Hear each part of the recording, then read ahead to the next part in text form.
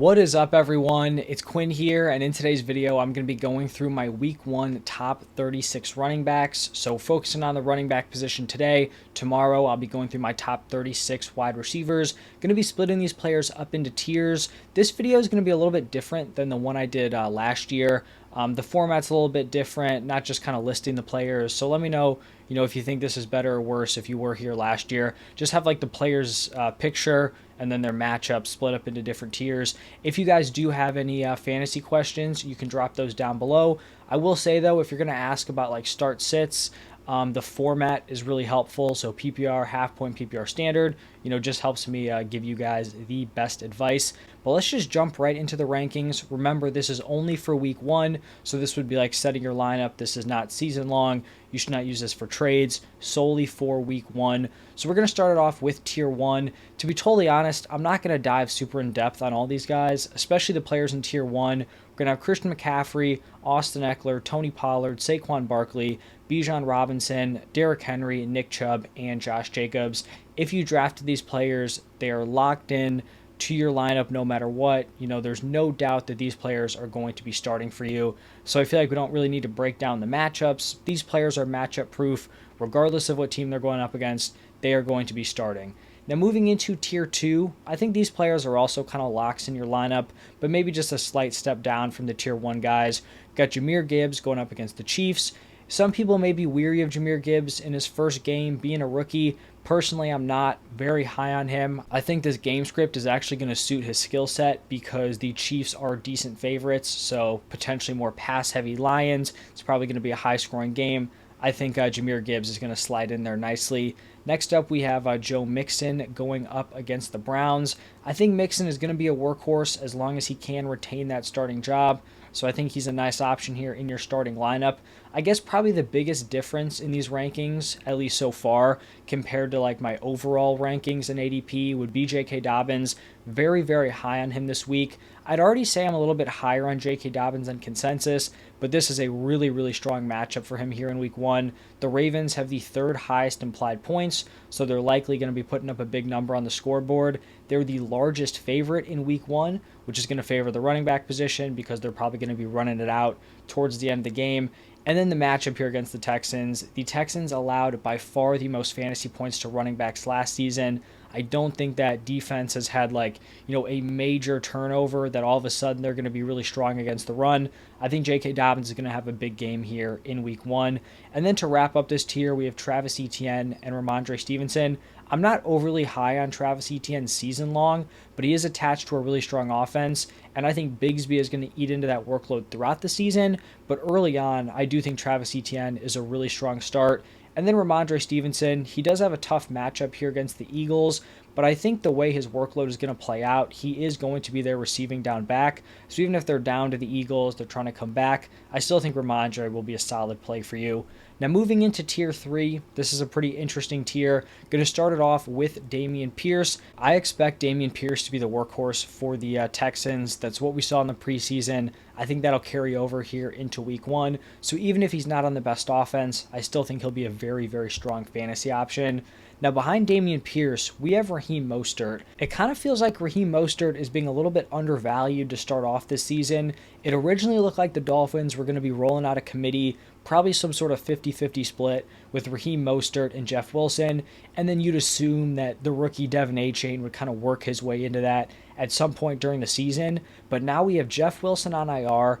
Achane has missed time during training camp due to a shoulder injury, so I don't think he's going to step in and have a huge role in week 1. So this backfield is just completely wide open for Raheem Mostert. I think he's going to have a pretty strong workload here in week 1. This should be a pretty high-scoring game. They have the 2nd highest total point line of the week. I think the Chiefs-Lions are number 1, but Chargers-Dolphins, this is probably going to be a pretty high-scoring game. I would feel very confident playing Raheem Mostert here in week 1. And you can see, I have him comfortably playing over guys that I would draft much higher in season long, right? A lot of these players going after him, I would take over him for the entire season. But here in week 1, I think he's in a really good spot. Another player who's kind of in a similar situation to that is going to be Jamal Williams. With Alvin Kamara suspended and then Kendre Miller still not practicing with a hamstring injury, I think Jamal Williams might be lined up as a legit workhorse here in week 1. The Texans defense was really tough against running backs last season, but volume is king. If Jamal Williams is getting a big workload, I think he's a solid start in your lineups. And this is also not a situation where the starter goes down and there's like some bum running back behind him. I think the Saints were expecting some sort of suspension for Kamara. They went out in the offseason. They brought in Jamal Williams. He had a big year last year, so he is more than capable of being an NFL starter. So I think he's a nice option here in week 1. Then we have Aaron Jones going up against the Bears. I think he'll just consistently be like a solid RB2 play week to week. Then we've got James Cook, Rachaad White. I kind of feel like there's this big tier of running backs. You could throw in like Madison, Sanders, James Conner, Akers, Montgomery, all of those guys. And I think, some people have their favorites. Some people have the guys they're kind of fading. Of those group that I mentioned, I really like James Cook and I like Rachaad White. I think James Cook is going to be the RB1 on one of the best offenses in the NFL. He may not have that 3-down workload, but you're not drafting him to have that workload. If he was that guy, he'd be up there in tier 1 or tier 2. For Rachaad White, at least to start off the season, I think he's going to have a very strong workload. Seems like his running back 2 is going to be undrafted running back Sean Tucker. So maybe Sean Tucker eats into the workload throughout the season. But from week 1, I think Rachaad White is in a good spot. Then I have Najee Harris here after Rachaad White. This probably seems low for Najee Harris. Admittedly, I'm pretty low on Najee season long, but I actually do think like early in the season he'll be a better fantasy option. This is just a really, really bad matchup. The 49ers are one of, if not the best defense in the NFL. They also gave up the fewest points per game to running backs last year. And I'm also not someone who's expecting Najee to have this huge workload. I know some people out there think he's going to kind of repeat his rookie season in terms of his opportunity share. I personally don't believe that. I think Jaylen Warren has proven he's talented and an efficient option. So I do think this is going to be somewhat of a split. And then we're getting somewhat of a split now in a really tough matchup. He's going to be more of like a back-end RB2 option for me. And then we've got Kenneth Walker here after Najee Harris going up against the Rams. Kind of lower on Kenneth Walker than consensus. I think it's a fine matchup, just not a player I'm overly excited about. Now moving into tier 4, we have Alexander Madison, Miles Sanders, and James Conner. These are guys who are going to wrap up my running back 2s, have them ranked at 22, 23, and 24. I think these are all players who have cases to be 3-down workhorses on their offenses. I'm a little bit skeptical of Alexander Madison's role. I don't know if he's going to come in and just completely take over that Dalvin Cook role. If he does, I'll have him ranked higher heading into next week. Miles Sanders here, he also could be a guy who has a 3-down role. I don't really love the matchup here against the Falcons. You also have week 1 Bryce Young making his debut. I expect this Panthers offense to take a few weeks before they really start to get going, so he's more of a back-end RB2 for me. And then we have James Conner. Pretty much you're just banking on James Conner getting a crazy amount of volume. This offense is probably going to be really rough, especially early on in the season without Kyler, if they're ever getting Kyler back. So I think he's just fine, like fringe running back 2. They're going to give him volume, but that's kind of like the game you're playing there with James Conner. Now these are going to be more of my high-end running back 3s. Have these guys ranked at 25, 26, and 27. Tier 5, David Montgomery, Cam Akers, and Khalil Herbert. For David Montgomery, I like him even though he's going to be in a split with Jahmyr Gibbs. Decent matchup here against the Chiefs. Like I said with Jahmyr Gibbs, probably going to be a high-scoring game. Game script probably favors Gibbs, but I still think Montgomery's going to be pretty involved. He's going to be the guy in there on the goal line. So a solid high-end running back 3 play. If he's your flex, even your running back 2 on a team where you're strong everywhere else, I think that's a fair spot. Cam Akers, a little bit lower on Cam Akers than consensus here. If Cooper Kupp misses this game, which seems like it's trending negatively, like he's still not with the team. I think he's seeing some specialist in Minnesota. If Cooper Kupp misses this game, I feel like some people are going to want to start Cam Akers. They're going to want to start Van Jefferson. I'm not really going that way. If Cooper Kupp does not play, I just think this offense is going to be rough, and that's not really going to positively impact anyone. So I think he's a fine, like high-end running back 3. But also full transparency, like I'm not overly high on Cam Akers season long. I don't think he's going to be the 3-down back. I think Kyren Williams is going to take receiving work. So bad offense, not a huge workload. A little skeptical of Cam Akers, but just kind of want to throw that out there. These rankings, have some input from my overall rankings heading into the season. And then to wrap up this tier, we have Khalil Herbert. I do think Herbert is going to be the lead back for the Bears to start off the season. Not the workhorse. I think we're going to get Roschon in there on receiving opportunities. Maybe got Foreman filtering in, but I still think he is the running back to start here for Chicago to start off the season. Now moving over to Javonte Williams. Guess these are like my mid-tier running back threes to my later end RB3s. Looking at Javonte, I think he's a guy who's going to improve on his workload throughout the season. He's coming off an ACL tear. Don't think they're going to totally, rush him back into a workhorse role. But we did see him play in the preseason, and I think that was big because in the preseason game with the starters, Javonte and Samaje Perine were in somewhat of a split. We saw Javonte outsnap Samaje Perine 13-11, so pretty close there. They both carried the ball 13 times. The big difference, though, was that Javonte ran 8 routes on 13 dropbacks and was targeted 5 times, and Samaje Perine only ran 3 routes. So if this is going to be a decently even split on the ground, but Javonte Williams is getting the bulk of the receiving work, I definitely think he deserves to be ranked higher in week 1. Also, like 2 weeks have passed since that game, so the split might start to separate even a little bit more. I'm very high on Javonte long term. I'd be a little skeptical early on. Like, I'm not overly pumped to throw him into my lineup, but I do think he's going to kind of build and really be a big option for you in the second half of the season. Then we've got Isaiah Pacheco. Decent matchup here against the Lions. Should be a high-scoring game. Lions defense, not great. I'm just a little bit skeptical about this Chiefs committee. I think some people just think Pacheco is going to be this smash pick. I think more likely than not, we're going to have McKinnon working in.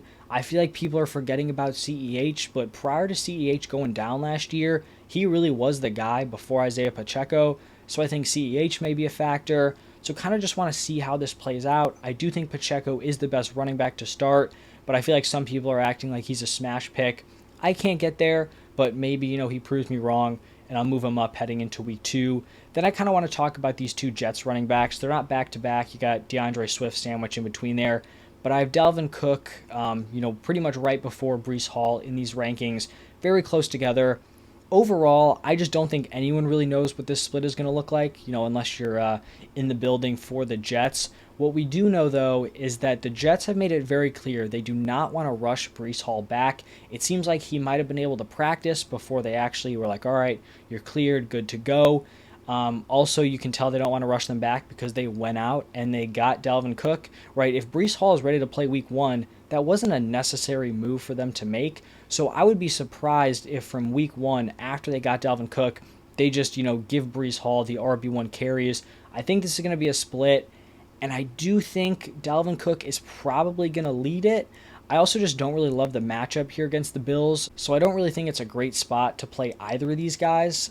This may seem like I'm negative against Breece Hall. Trust me, I'm not. I'm low on him here in week 1, but in the grand scheme of things, I'm probably one of the highest people out there on Breece Hall. I have him as a 3-4 turn in my rankings. He typically goes way later than that, so I'm very in on Breece Hall. I just think he's a guy who's going to dominate in the back half of the season, and you may have to deal with some growing pains early on, and just do not panic if he is, struggling or not having a huge workload early in the season. That should be kind of expected coming off the ACL with them bringing Dalvin Cook in, but long term, I think Breece Hall is going to be a great option. We have DeAndre Swift sandwiched in between these 2 guys. For Swift, I think he should be the favorite to lead the Eagles backfield, but in the grand scheme of things, who knows? It could be Rashad Penny. It could be Kenneth Gainwell. So that's why I have him more as a mid-tier running back 3. If I could avoid it, I would rather not take on that risk in week 1. But I understand, he may be someone you need to start. And good luck to you if you're in that position. And then to wrap up this tier, we have the Commanders backfield. So Antonio Gibson and Brian Robinson. This is probably going to be very close to a 50-50 split. I guess maybe this game script would slightly favor Brian Robinson because they're probably going to be ahead. He's the guy who's probably going to get more work on the ground compared to Gibson, who's more of the receiving option. But I feel like these guys are going to be pretty close together throughout the entire season. Ideally for fantasy, one of these guys kind of breaks out because when they're both, playing together in a 50-50 split, if this offense isn't really good, they're kind of both useless week to week. So maybe one guy breaks out, but we'll just kind of have to wait and see what it looks like.